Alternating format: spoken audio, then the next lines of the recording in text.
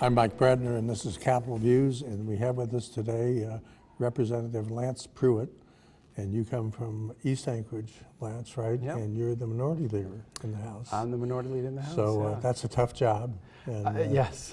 So first tell us about where you come from and Okay. your district a little bit. You know, East Anchorage, I have been blessed to have lived my whole life in East Anchorage. And it's the Tudor Moulton Curve for people that don't know that area. A lot of residential over there, and just great people, neighbors that I've grown up with all my life, and just really just been a treasure. This is my 10th year for them to continue to put their faith in me to represent them down there. So now you're minority leader, and Yeah. so do you expect an easier year than last year, or is that too much to hope for? Well, no, I mean, it's funny, we're at the beginning and having conversations that I think, to me, seem to be more fruitful than where we ended last year. I appreciate the engagement that I've been able to have with the speaker. I look forward to continuing that. I know that the governor has been reaching out to my caucus, and I believe he's been doing that to others. And so I think we have an opportunity. Of course, the issues, people become passionate about the issues, and things can change, and we'll see. But I think it's worth starting off having an attitude of let's see what we can do. I don't think anyone really wants to see what the challenges that we faced last year. Of course, we said, well, the recall is pending, and that's True. made perhaps the governor more friendly. So be it. That's an environment Right. that's fruitful to work in. Yeah, I mean, whatever the reason that that there's been that change, and of course he's got some new, he's got a new chief of staff with just things change, and time changes too, and experience changes. The way that you govern in your first year as you're learning, and the way that you might govern in the second for any governor would be different. And I think that the same goes for those that are in the legislature. Freshmen have had a year. They're now in their second year. Leadership of the bodies. You learn and you gain from that, and I think that we can take what we learned from last year, the good and the bad, and we can really use that and put that in play this year. I had a feeling last year a lot of the freshmen, because of the delay, got to make some neat little speeches, and they liked it, and and so the speech making sort of went on during the session, Republican or Democrat or whatever. Right. Great opportunity, but it's an opportunity for them they learned how to express their thoughts, and they'll be able to continue to do that again this year.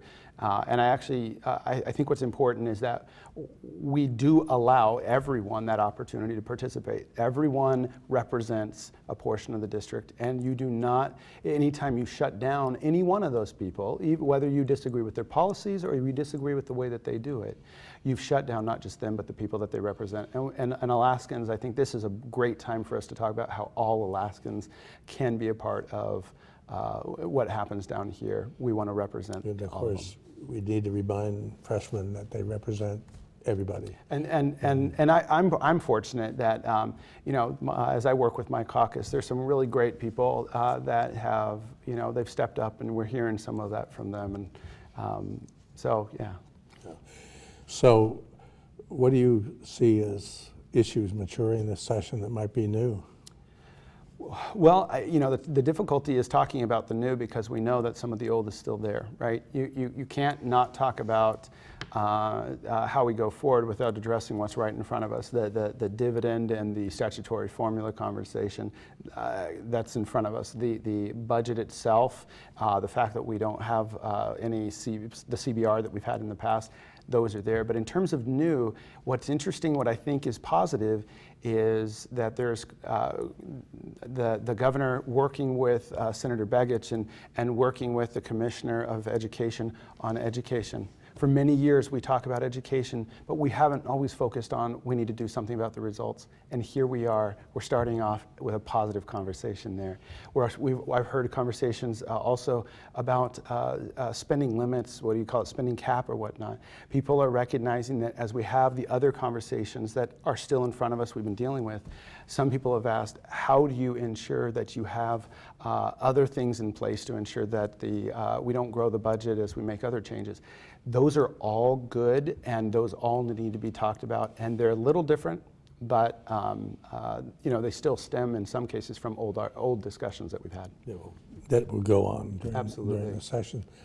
And so the reading bill, I mean, that's something that everybody can get their hands around a little bit. Absolutely. And yet everybody seems to have said, it's going to have to be real. Right. We're going to have to look at it, reservations, but want to see it work and see a product. And that's not always the case in education. Right. It's a flash in the pan, and then the result lags. So. Right. I think for me, as I analyze it at least, what I don't want it to do is I don't want it to become what everyone feels is their answer, to become this big, giant, unwieldy thing. Let's focus in, and right now reading is the key. Let's focus in on reading, and let's make sure that we're addressing that. Do we need to probably have conversations about other aspects? Yeah, I agree. But right now, here's one thing, let's center around it, and let's not get this too big so that in the end, we don't have anything, or we put other challenges that we're having to clean up later on. Yeah. Lance, we're out of town, and you're out of time, and you're really passionate. As usual, you're a passionate speaker. So it's good to have you here. This has been Capital Views, and we've been talking to Lance Pruitt, who's the minority leader in the House. Appreciate it for having me on. Thanks, Mike.